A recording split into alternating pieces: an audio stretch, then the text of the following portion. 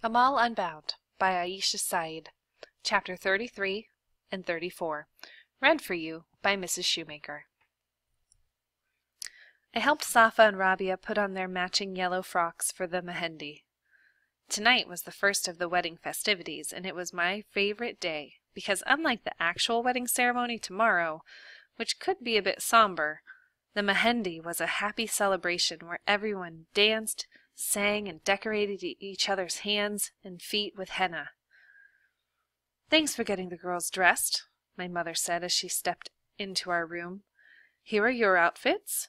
She handed Seema and me our freshly pressed clothes.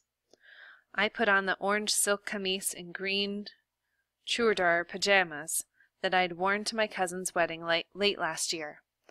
After so long wearing simple cotton, this fabric felt smooth and light against my skin. "You look pretty," Seema said. "Orange always looks good on you." "So do you," I told her. "I don't remember your outfit. Did Amma have it dyed a different color from when it was mine?" "No, this outfit is new," she grinned. "The tailor measured me twice to make sure it fit just right." "It's beautiful," I said. I was glad Seema got to wear an outfit that was all her own, but knowing the reason why, because she had replaced me as the eldest in my family, saddened me, too. Our conversation was interrupted by a knock on the front door.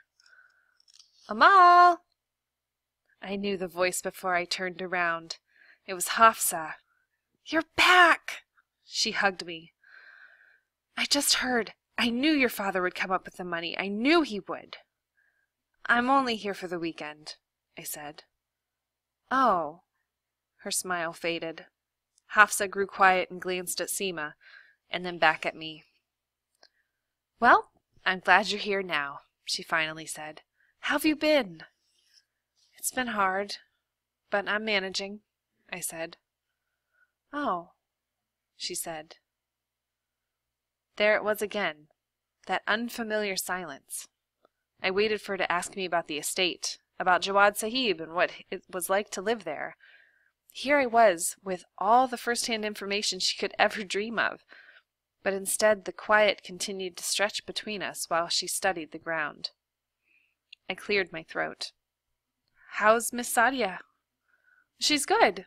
Hafsa perked up. "But she still goes over our class time." "Yeah," Seema nodded. "Some things don't change, especially around here." "Well, except for that building, right?"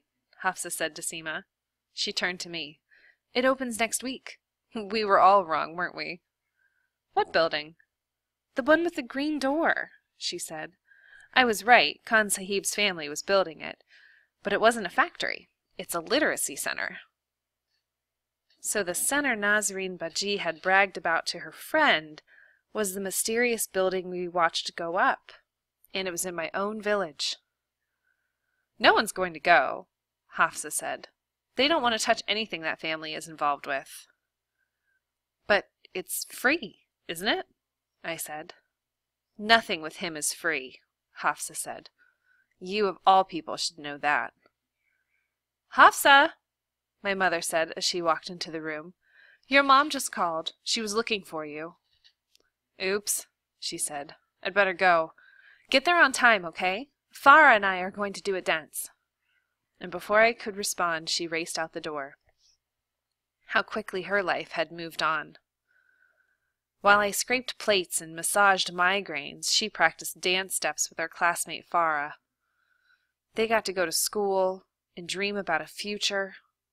I knew Hafsa missed me and cared about me, but she got to barrel forward, with her life uninterrupted, while my future had fallen completely off its tracks. Would Farah be Hafsa's roommate someday?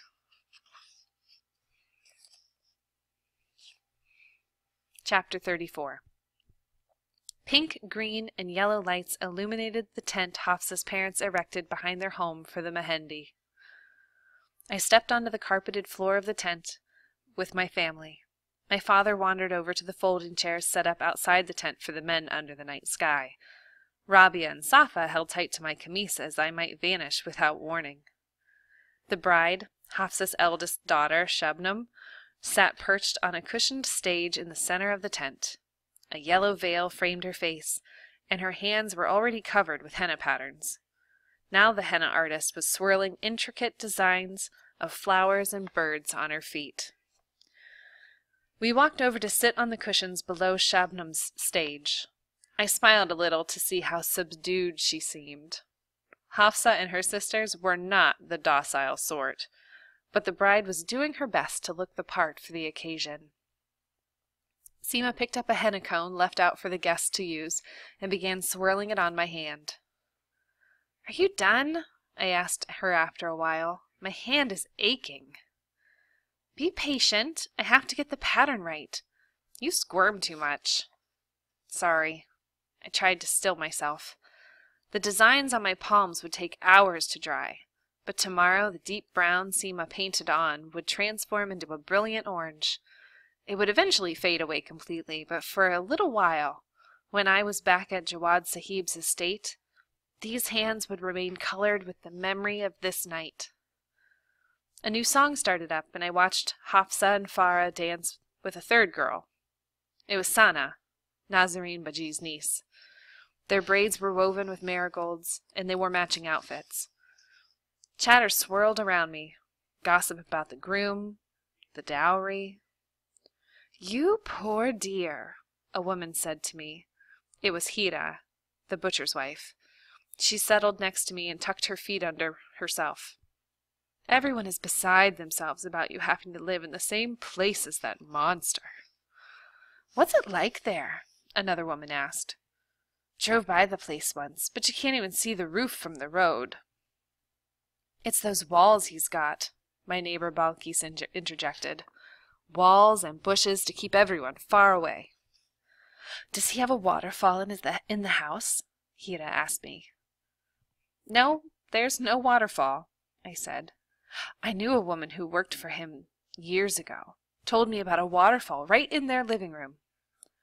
"Heard about the gold staircases, too," Balkis nodded. "Now that Nazarene," Hira clucked her tongue, "came from the village over on the other side of the market, but thinks she's something else now. Doesn't even bother to see her family anymore." "She's nice," I interrupted. "She's been good to me. She really has." But they continued their conversation as though I hadn't spoken. I watched their animated expressions and listened to the theories of Nazarene Baji's past and the details of the estate. Seema squeezed my wrist. "Ignore them," she said. "They're just gossiping." She was right. For these women, my circumstances were a juicy story. One they could whisper about and cluck their tongues over before moving on to other things. They didn't have to tiptoe around Jawad Sahib. They didn't have to be wrenched away from everyone they loved. They weren't bad people. They were just lucky enough to have no idea of the reality I faced.